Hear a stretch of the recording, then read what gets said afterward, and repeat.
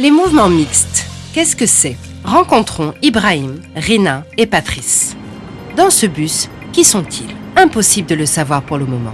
Possibles réfugiés? Victimes de traite? Victimes de trafic illicite aggravé? Touristes? Migrants économiques?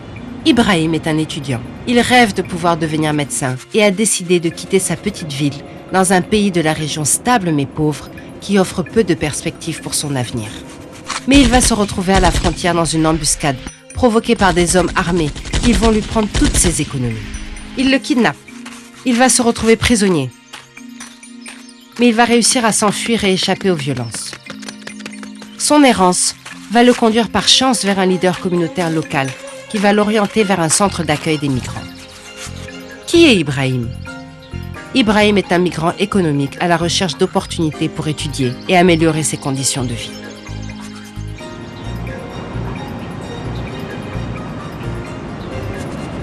Rina et ses enfants, Moussa et Hassan, ont fui leur pays d'origine. La situation sécuritaire est désastreuse. Ils ont été confrontés à la guerre. Elle cherche un pays d'accueil pour trouver enfin la sécurité et offrir à ses enfants une vie meilleure. Elle pense rejoindre la Libye, mais les routes qu'ils vont emprunter risquent de les exposer à des sévices auxquels ils ne sont pas préparés. La séparation, le viol, la torture. S'ils s'en sortent, ils risquent de finir emprisonnés ou réduits en esclavage. Heureusement, lorsqu'elles traversent la frontière vers le pays voisin, la chance leur sourit. Ils tombent sur une personne bienveillante qui va les mettre en garde sur les risques qu'ils encourent et va les orienter vers la Commission nationale pour les réfugiés. Rina et ses enfants passent par les différentes étapes de la demande d'asile et sont pris en charge par les autorités, leurs partenaires et la communauté d'accueil. Ils bénéficient d'un logement et les enfants de Rina sont scolarisés. Qui est Rina? Rina est une réfugiée. Elle craint pour sa vie, sa sécurité, sa liberté et celle de ses enfants dans son pays d'origine. Rina ne peut pas retourner dans son pays d'origine. Elle a besoin de l'asile d'un pays d'accueil qui lui garantira de ne pas être renvoyée de force dans son pays d'origine et de reprendre une vie à peu près normale en sécurité. Patrice est couturier. Il vivait dans un village dans son pays. Une nuit, des rebelles les ont attaqués. Certains villageois ont réussi à s'enfuir et à rejoindre la frontière. Patrice a préféré rejoindre sa famille dans la capitale, plutôt que de risquer sa vie sur les routes dangereuses et se retrouver seul et démuni dans un pays étranger. Il s'est rapproché d'une ONG qui lui a donné des conseils et orientations. Il a pu retrouver sa sœur et un nouveau travail sur place.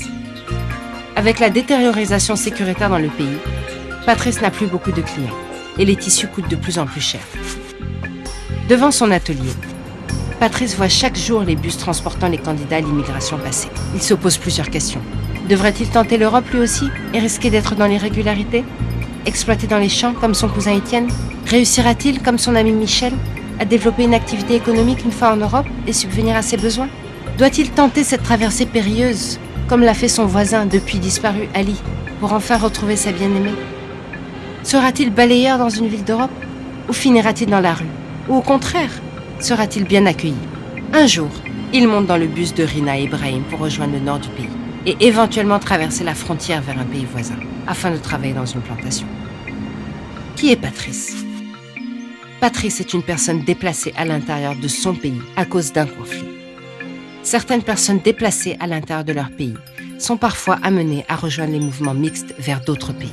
Patrice, Rina et Ibrahim ont des statuts différents, mais se déplacent ensemble en empruntant les mêmes routes. Ils sont dans des mouvements dits mixtes et sont exposés aux mêmes risques de protection. Il appartient aux autorités de bien distinguer les statuts et les référer vers les entités appropriées.